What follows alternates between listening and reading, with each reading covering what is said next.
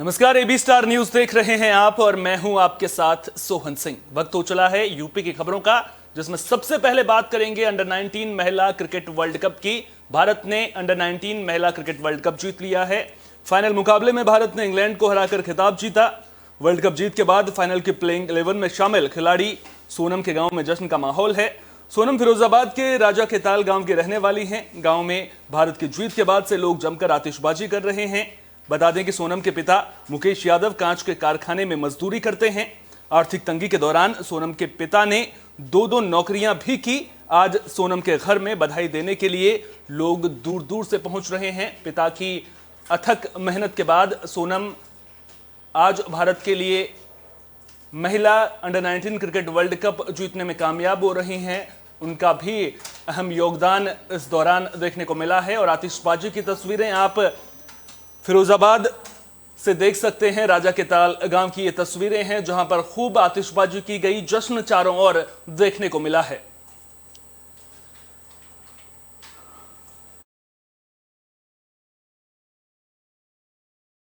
तो अच्छा महसूस कर रही हूँ, बहुत मुझे खुशी हो रही है। अब मैंने मेहनत करी, मेरी मेहनत पूरी स्वार हो गई।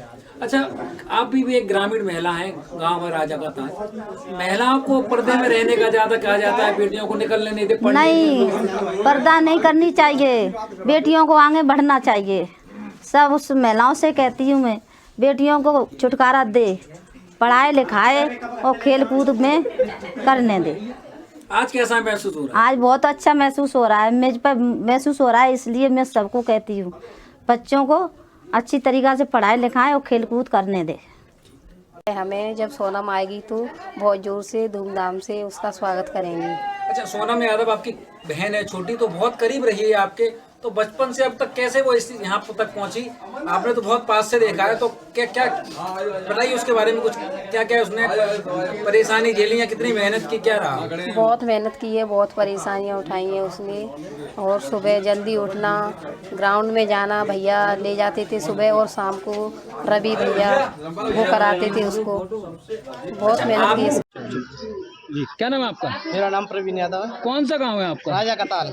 अच्छा, आपके गांव की आज आपकी रिश्ते में लगती है, कौन है वो सोनम यादव? मेरी रिश्ते में सोनम यादव बुआ जी लगती हैं। अच्छा, आज वो वर्ल्ड कप में खेल रही है, अंडर 19 वर्ल्ड कप में खेल रही साउथ अफ्रीका में। इस समय इंडिया मैच जीत चुकी है, तो कैसा माहौल है? आज बहुत अच्छा लग रहा है। ऐसा लग रहा है कि पता नहीं कितनी खुशी हो रही है हमें। ऐसा लग रहा है जान बुरी तरीके से झूम रहे हैं हम खुशी में। बहुत अच्छा लग रहा है। क्या कहना चाहेंगे? हिंदुस्तान का नाम रोशन किया है। हमें खुशी है, जल्दी से जल्दी अंतर्राष्ट्रीय टीम में, सीनियर टीम में सोनम यादव।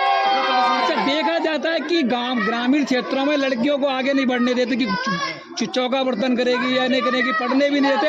आज ये फिरोजाबाद जिले में गांव की लड़की ने नाम रोशन किया है। जी, पहले ऐसा हमको भी लगता था, लेकिन जब सोनम यादव की हॉबी देखी, बहुत अच्छा उसका खेल में भावनाएं उसकी अंदर थी खेल की, तो वो खेलने निकली और उसने अच्छा करके दिखाया। आज अंडर 19 टीम खेल रही है इंडिया के लिए। आज जीत गई इंडिया, तो क्या क्या क्या कहना चाहेंगे? आज बहुत अच्छा लग रहा है, इंडिया जीत चुकी है और बहुत अच्छा प्राउड फील। बुलेटिन में बात यूपी में एमएलसी चुनाव की भी कर लेते हैं। 5 सीटों पर एमएलसी चुनाव के लिहाज से आज का दिन बेहद खास है। सुबह 8 बजे से वोटिंग शुरू हो गई थी।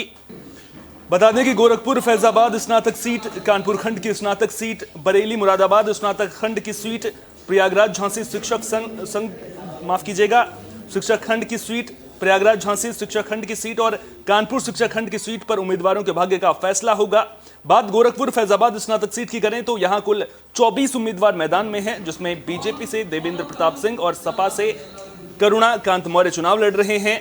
इसके अलावा बीजेपी ने कानपुर उन्नाव शिक्षक क्षेत्र से वेणु रंजन भदौरिया, कानपुर खंड की स्नातक सीट से अरुण पाठक, झांसी प्रयागराज क्षेत्र से डॉक्टर बाबूलाल तिवारी और बरेली मुरादाबाद स्नातक क्षेत्र से जयपाल सिंह व्यस्त को अपना उम्मीदवार बनाया है। तो एमएलसी चुनाव के लिहाज से बेहद अहम ये आज का दिन। समाजवादी पार्टी और बीजेपी दोनों ही पार्टियां अपने अपने उम्मीदवारों की जीत का दम भर रही हैं। केशव प्रसाद मौर्य जब झांसी पहुंचे थे तो उन्होंने सभी सीटों पर जीत का दावा भी किया था।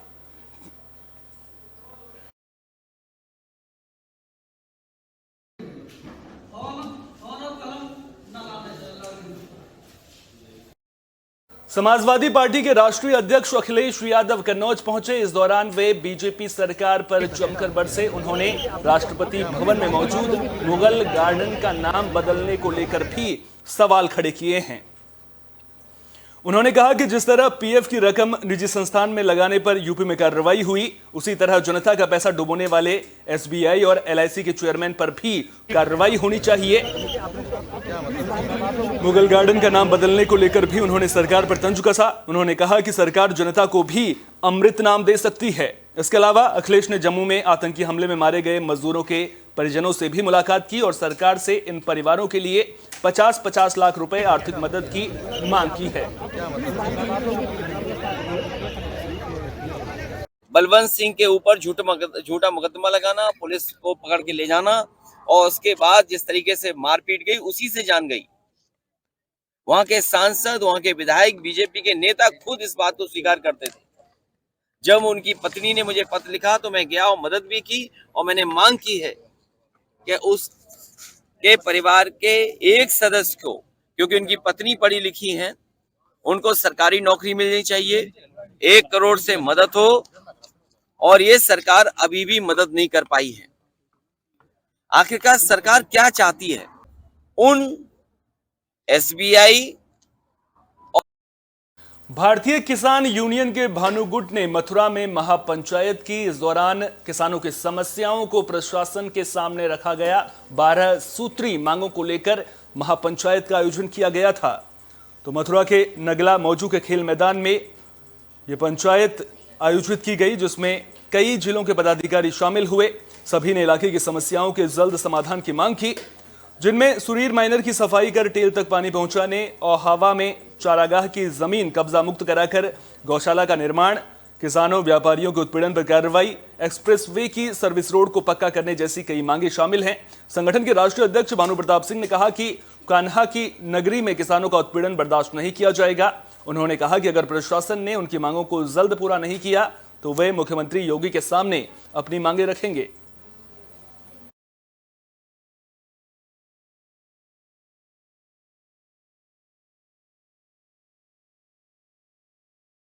बात शाहजहांपुर की भी कर लेते हैं, जहां के जयपुरिया स्कूल में साइंस एग्जीबिशन का आयोजन किया गया था। इस दौरान लोगों को अटल सुरंग के बारे में जानकारी भी दी गई।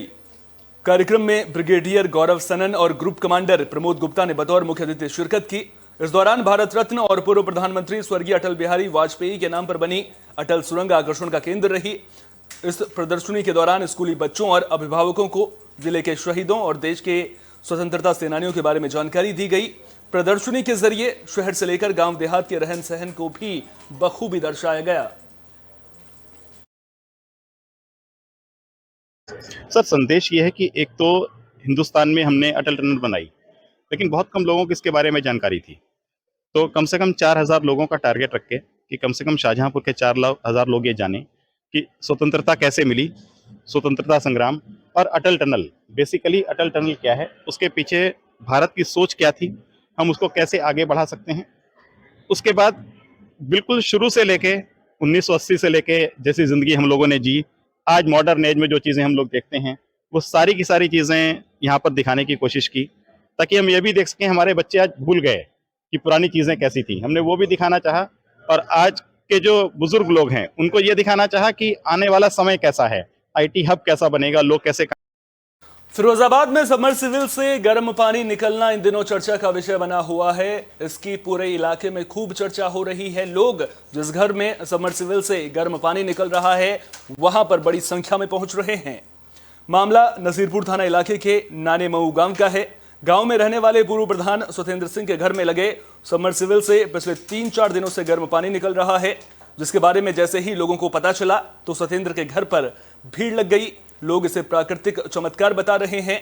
बता दें कि सर्दियों के मौसम में भूजल का गर्म होने का एहसास होना सामान्य बात है। इसके अलावा जमीन के अंदर कभी कभी भूगर्भ क्रियाएं भी होती रहती हैं, जिसके कारण वहां के पानी का ताप कभी बढ़ जाता है, जो कुछ दिन बाद सामान्य भी हो जाएगा। इसके अलावा संभावना यह भी जताई जा रही है कि सबमर्सिबल पंप की मोटर हीट कर रही हो। अब क्योंकि वो पानी में डूबी रहती है, ऐसे में हो सकता है कि पानी सामान्य से ज्यादा गर्म हो रहा है। प्रेमचंद जी, ये क्या मामला है? इसे क्या माना जा रहा है? जो पानी ये प्रधान जी ने जी कही कि हमारे समर में पानी गर्म निकल रहा है, तो हम देख हुए चले आए, सवेरे चालू करी, हाथ लगा तो जलेगा हाथ, इतना गर्म हो। हाथ भी जल जाता है? हाँ, हाथ जल गया, इतना गर्म था। क्या माना जा रहा है इसमें? कोई ऐसा क्या हो सकता है? अब हम तो कछु ना, हम तो जिन्हें कही मैंने कहा जी, जिन्हें विभाग को जिन्हें को दिखाओ, तो जब का चेक करेंगे का पूरी, हम तो कछु जानकारी तई न बोल। सत्येंद्र सिंह, क्या मामला है या का फिर यहाँ का यानी क्या मामला है कि इतना गर्म पानी निकल रहा है, हाथ जलते हैं और बच्चे तो देखते ही कन भाग जाते हैं। कितने दिन से ऐसा पानी निकल रहा है? ये करीब हो गए होंगे 4-5 दिन। आप इसी गांव के रहने वाले हैं? नहीं, मेरा ही घर है। अच्छा, आपका ही घर है। हाँ। कितने दिन से ऐसा हो रहा है? ऐसा हो रहा है करीब 3-4 दिन से हो रहा है ऐसा। यूपी के हापुड़ में पुलिस और एसओजी की टीम को बड़ी कामयाबी मिली है। संयुक्त टीम ने 1 लाख के इनामी बदमाश को ढेर कर दिया है, साथ ही उसका साथी भी गिरफ्तार किया गया है।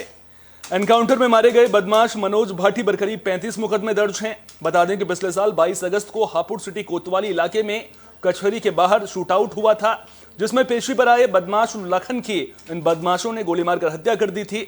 पुलिस तभी से इन बदमाशों की तलाश कर रही थी। पुलिस ने मामले में शामिल अन्य लोगों को गिरफ्तार कर जेल भेज दिया था।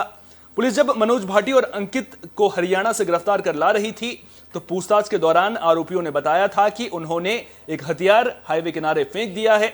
हथियार को बरामद करने जैसे ही पुलिस हाईवे किनारे पहुंची, तभी बदमाश मनोज भाटी ने एक पुलिसकर्मी की पिस्टल छीन ली और अंधाधुंध फायरिंग शुरू कर दी, जिसमें एक गोली एसओजी प्रभारी को लग गई। जवाबी कार्रवाई में दोनों बदमाश भी घायल हुए हैं। घायल एसओजी प्रभारी और दोनों बदमाशों को इलाज के लिए अस्पताल में भर्ती कराया गया, जहां बदमाश मनोज की मौत हो गई है। अभी पुलिस की बदमाशों के साथ मुठभेड़ हुई है, क्या है पूरा मामला? अभी मैं देख लेता हूँ। देखिए, हापुड़ जनपद में अगस्त के महीने में 16-8-22 तारीख में एक शूट आउट हुआ था कचहरी के बाहर, जिसमें लखन सिंह नाम के एक व्यक्ति की पेशी जो हरियाणा की जेल से यहाँ पे हमारे यहाँ पेशी पे आए थे, उनका शूट आउट हुआ था। उनके ऊपर ताबड़तोड़ फायरिंग करके उनकी हत्या कर दी गई थी। उसमें कई लोगों का नाम सामने आया था, जिसमें से प्रमुख नाम मनोज भाटी का था। मनोज भाटी ये दादरी के रहने वाले थे, नगना लैंसुक के, और लगभग 35 से ऊपर अभियोग इनके ऊपर दर्ज है। पश्चिमी उत्तर प्रदेश के कुख्यात बदमाश रहे हैं। इस घटना में नाम आने के बाद इनके ऊपर 1 लाख रुपए का रिवॉर्ड जोन स्तर से घोषित किया गया था और पुलिस टीम ताबड़तोड़ इनको पकड़ने के लिए छापेमारी कर रही थी। इसी परिवेश में इनकी कल अरेस्टिंग हुई थी हरियाणा से, ये और इनके एक साथी जो 1 लाख रुपए का और इनामी अंकित, उनकी अरेस्टिंग हुई थी। अरेस्टिंग के उपरांत जब आज थाना कोतवाली में इनसे पूछताछ की गई, पूछताछ में इन्होंने डिस्क्लोज़ किया कि एक जो घटना में प्रयुक्त वेपन है वो इन्होंने यहाँ हाईवे किनारे छिपा रखा है।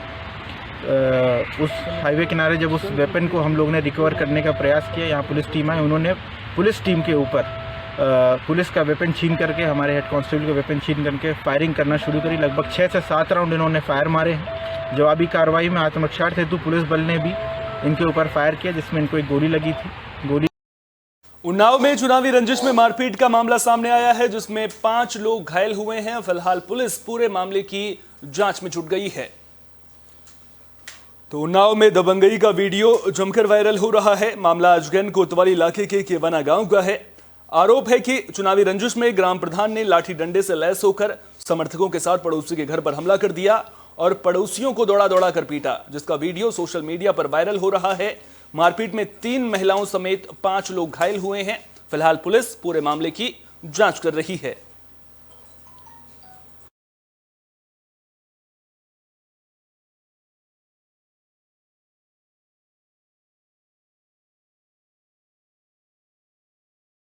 मथुरा में पुलिस को बड़ी कामयाबी मिली है। पुलिस ने 2000 रुपए के लिए हुए हत्याकांड मामले में एक आरोपी को गिरफ्तार कर लिया है, वहीं दूसरे फरार आरोपी की तलाश लगातार जारी है।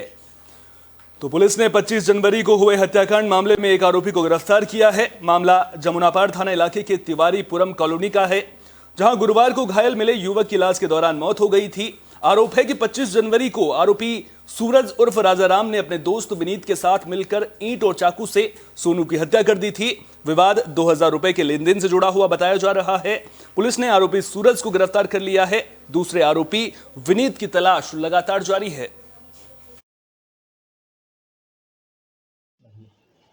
थाना जमुना पार के तिवारीपुरम में दिनांक 25 को ये सूचना मिली कि एक घायल व्यक्ति जमुना पार के बगल में घायल पड़ा हुआ है, जिसमें पुलिस गई, उसको अस्पताल भर्ती कराया, जहां उसको डेथ घोषित कर दिया गया, जिसकी पहचान हुई सोनू के रूप में, जो यहाँ पर किराए के मकान में रहता था छत्ता बाज़ार में। इसके दो दोस्तों और एक सूरज और दूसरा विनीत, इन दो दोस्तों ने 2000 रुपये की लेन देन को लेकर जो विवाद था, उसी के कारण इसकी हत्या की थी। आला कत्ल चाकू और एक अभियुक्त सूरज उर्फ राजा राम गिरफ्तार किया गया है। दूसरे अभियुक्त की गिरफ्तारी के लिए लगातार प्रयास जारी हैं और जल्द से जल्द गिरफ्तार कर लिया जाएगा। अभियुक्त सूरज को जेल भेजा जा रहा है। प्रयागराज के कोल्ड स्टोर में अचानक आग लग गई। जानकारी के मुताबिक ये आग वेल्डिंग मशीन की चिंगारी की वजह से लगी थी। इस घटना की जानकारी मिलने के बाद फायर ब्रिगेड की टीम मौके पर पहुंची, जिसके बाद आग पर काबू पाया गया। मामला सुल्तानपुर खास में स्थित कोल्ड स्टोर का है। सिलेंडर के पाइप में गैस रिसाव की वजह से आग पूरे कोल्ड स्टोर में फैल गई थी। आग लगते ही कोल्ड स्टोर में काम कर रहे मजदूर मौके से भाग गए। मामले की जानकारी मिलने पर पहुंची फायर ब्रिगेड की 6 गाड़ियों को आग पर काबू पाने में 5 घंटे लग गए। बता दें कि ये कोल्ड स्टोर मऊ आइमा कस्बे के कजियाना कला निवासी बीजेपी नेता मोहम्मद आलम का है। इन दिनों इस स्टोर में मरम्मत का काम चल रहा था। दिन के वक्त स्टोर में वेल्डिंग मशीन से काम चल रहा था। इसी दौरान कोल्ड स्टोर में अचानक आग लग गई थी।